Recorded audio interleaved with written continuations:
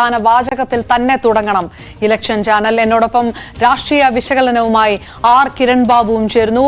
കിരൺ, ഒട്ടും ശുഭകരമായിട്ടുള്ള വാർത്തകൾ അല്ല വന്നുകൊണ്ടിരിക്കുന്നത്. ഇന്ത്യ മുന്നണിയെ സംബന്ധിച്ചിടത്തോളം വലിയ രീതിയിൽ നമ്മൾ ഈ കഴിഞ്ഞ ദിവസങ്ങളിൽ വ്യക്തമായി നമ്മൾ ചർച്ച ചെയ്തത് ഏത് രീതിയിൽ അയോധ്യയെ പ്രതിരോധിക്കാൻ വേണ്ടി എത്രത്തോളം കഷ്ടപ്പെടേണ്ടി വരും ഇന്ത്യ മുന്നണിക്ക് എന്നുള്ള കാര്യമായിരുന്നു.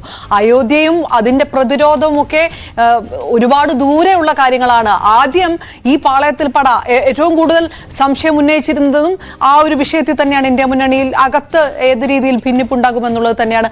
ആ രീതിയിൽ വാർത്തകൾ തന്നെ പുറത്തു വന്നിരിക്കുന്നു എന്ന് വേണമോ മനസ്സിലാക്കാൻ? പ്രത്യേകിച്ച് ബീഹാറിൽ നിന്ന് നിതീഷ് കുമാറിന്റെ ഈ പ്രതികരണം, പ്രധാനമന്ത്രിയെ അഭിനന്ദിച്ചുകൊണ്ട് കർപ്പൂരി ഠാക്കൂറിന് ഭാരതരത്ന നൽകിയതുമായി ബന്ധപ്പെട്ട് കഴിഞ്ഞ സർക്കാരുകളെ പോലും വിമർശിച്ചുകൊണ്ട് ഇത്തവണത്തെ സർക്കാർ അത് ഏറ്റെടുത്തു, അതിന് പ്രത്യേകം നന്ദി പറയുന്നു എന്ന് പറയുമ്പോൾ അത് ഒരു നന്ദി പ്രകടനം മാത്രമായിട്ട് കണക്കാക്കണോ? അതോ നിതീഷിന് ഇന്ത്യ മുന്നണി സഖ്യത്തിനകത്തുള്ള ചില അതിർത്തികളൊക്കെ പുറത്തു വന്നിരിക്കുന്നത് ഈ തരത്തിലാണ് എന്ന് വേണമോ കരുതാൻ? ബംഗാളിലെ ഉള്ള കാഴ്ചകളും വ്യത്യസ്തമല്ല. അതിലേക്ക് നമ്മൾ കടക്കുന്നതിന് മുമ്പ് ഒറ്റയടിക്ക് ആദ്യം നോക്കുന്നത് ബീഹാറിലേക്ക് തന്നെ. അപർണ, ഈ ഇന്ത്യ മുന്നണി എന്ന് പറയുന്നത് യഥാർത്ഥത്തിൽ അതിനെ നമ്മൾ തുടക്കം മുതൽ പറയുന്നതിനെ മുന്നണി എന്നൊന്നും കൃത്യമായി വിളിക്കാൻ കഴിയുന്ന ഒന്നല്ല. ഇത് ഒരു പ്രതിപക്ഷ പാർട്ടികളുടെ BJP വിരുദ്ധ പാർട്ടികളുടെ ഒരു കൂട്ടായ്മ മാത്രമാണ്. വളരെ സ്വാഭാവികമാണ് ഇങ്ങനെ ഒരു മുന്നണിക്ക് എല്ലായിടത്തും സീറ്റ് ഷെയർ ചെയ്തുകൊണ്ട് അങ്ങനെ മത്സരിക്കാൻ കഴിയും എന്നൊക്കെ പറയുന്നതിൽ ഒരുപാട് പ്രായോഗിക പ്രയാസങ്ങളുണ്ട്. സ്വാഭാവികമായും ഈ മുന്നണിയുടെ തുടക്കകാലം മുതൽ എന്തെല്ലാമാണോ പ്രതീക്ഷിച്ചിരുന്നത് അതിനെ മറികടക്കുവാൻ ഈ മുന്നണിയിലെ പാർട്ടികൾക്ക്, പ്രത്യേകിച്ച് കോൺഗ്രസിന്, അല്ലെങ്കിൽ തൃണമൂൽ കോൺഗ്രസിന്, അല്ലെങ്കിൽ ആം ആദ്മി പാർട്ടിക്ക്, അല്ലെങ്കിൽ ഇടതു പാർട്ടികൾക്ക് ഇവർക്കാർക്കും കഴിയുന്നില്ല എന്ന് തന്നെ വേണം കരുതാൻ.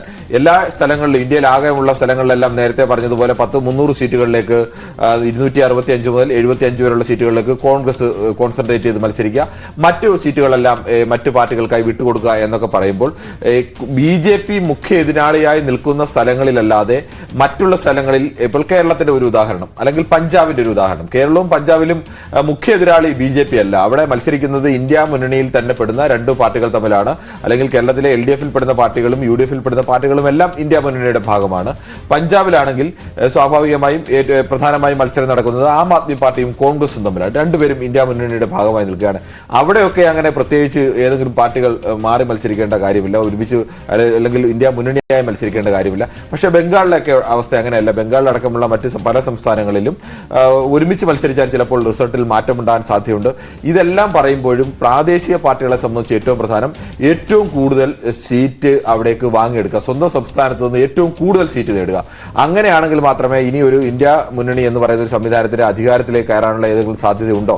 അങ്ങനെ സാധ്യതയുണ്ടെങ്കിൽ ഏറ്റവും കൂടുതൽ സീറ്റ് കിട്ടുക എന്നത് ഓരോ പാർട്ടിക്കും പ്രധാനമാണ്. അതൊക്കെ കൊണ്ട് തന്നെ സ്വാഭാവികമായും ഉണ്ടാകാവുന്ന ഒരു തകർച്ച, അല്ലെങ്കിൽ സ്വാഭാവികമായും ഉണ്ടാകുന്ന ഒരു അനൈക്യം, അത് ഇന്ത്യ മുന്നണിയിൽ ഉണ്ടായിരിക്കുന്നു എന്ന് വേണം കരുതാൻ. അതിനെ മറികടന്നു ഒന്നും അല്ലെങ്കിൽ മിനിമം ലെവലിൽ ജനങ്ങളുടെ മുന്നിൽ അറിയിക്കാതെയെങ്കിലും ഇതിനെ സമർത്ഥമായി മറികടക്കാൻ ഈ നേതാക്കൾക്ക് കഴിയുന്നില്ല എന്നത് കൂടിയുണ്ട്. പരസ്യമായി തന്നെ മമതയും അവിടെ അധീർ രഞ്ജൻ ചൗധരിയുമായി പരസ്പരം അങ്ങോട്ടും ഇങ്ങോട്ടും വാക്കേറ്റം എന്ന് പറയാവുന്ന രീതിയിൽ തന്നെ ഒരു വാക്പോര് അവിടെ ശക്തമായി തന്നെ ഉണ്ടാവുന്നു. ഹൈക്കമാൻഡൊക്കെ ഇപ്പോഴും പ്രതീക്ഷ ഉറപ്പിക്കുമ്പോഴും അതിനെ മറികടക്കാൻ ഇപ്പോഴും കഴിയുന്നില്ല. ഒറ്റയ്ക്ക് മത്സരിക്കുമെന്ന് പ്രഖ്യാപിക്കുന്നു. പഞ്ചാബിനെ സംബന്ധിച്ച് ആം ആദ്മി പാർട്ടിയിൽ നിന്ന് കെജ്രിവാൾ ഞങ്ങൾ അവിടെ ഒറ്റയ്ക്ക് മത്സരിക്കുമെന്ന് പറയുന്നു. അത് പക്ഷേ നമ്മൾ നേരത്തെ തന്നെ ഊഹിച്ചത് തന്നെയാണ്. അതിനപ്പുറത്തേക്ക് അവിടെ കോൺഗ്രസ് എതിരാളിയായി നിൽക്കുമ്പോൾ അവിടെ കോൺഗ്രസും ആം ആദ്മി പാർട്ടിയും കൂടി ഒരുമിച്ച് മത്സരിച്ചിട്ട് BJPക്കോ അല്ലെങ്കിൽ ശിരോമണി അകാലിദളിനോ അവിടെ അവസരമുണ്ടാക്കി കൊടുക്കേണ്ടതില്ല. അങ്ങനെയുള്ള വിഷയങ്ങളൊക്കെ പഞ്ചാബിലുണ്ട്. പക്ഷെ നമ്മൾ പറയുന്നത് പോലെ ഒരു വലിയ അനിവാര്യമായി ഈ നേതാക്കളെല്ലാം മുൻകൂട്ടി കണ്ട അനിവാര്യമായ പ്രതിസന്ധികൾ തന്നെയാണ് ഇന്ത്യ മുന്നണിക്ക് മുന്നിലുള്ളത്. പക്ഷെ അത് ആകെ ഇന്ത്യയിൽ നൽകുന്ന ഒരു സന്ദേശം എന്തായാലും BJPക്ക് കൂടുതൽ സഹായമാവുകയും ഈ മുന്നണിയിലെ കോൺഗ്രസ് അടക്കമുള്ള പാർട്ടികൾക്ക് അത്ര ശുഭകരമല്ല എന്നുകൂടി പറയേണ്ടി വരും. തീർച്ചയായും. അപ്പൊ ബീഹാറിൽ